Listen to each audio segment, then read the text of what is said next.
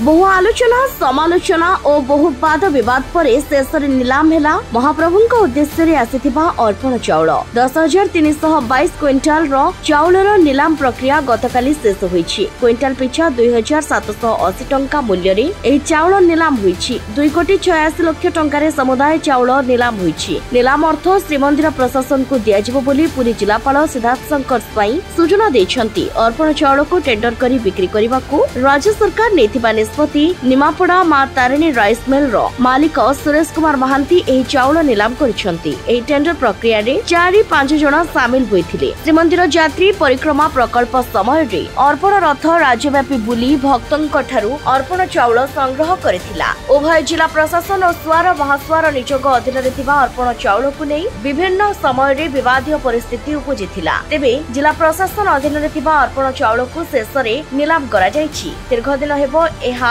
गचित होई रहिथिबारु दिनकु दिन एहार मान ह्रास पाइथिला।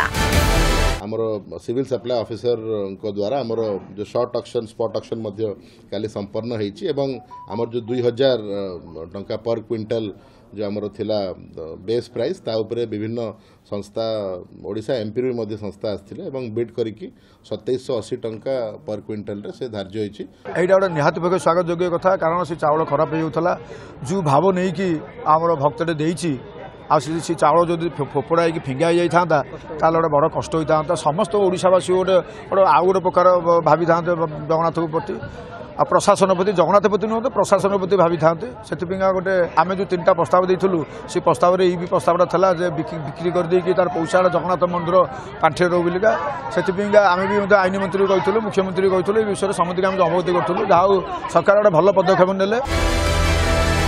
पुरीरू रंजित पेशरंक रिपोर्ट यूबीसी ओडिया।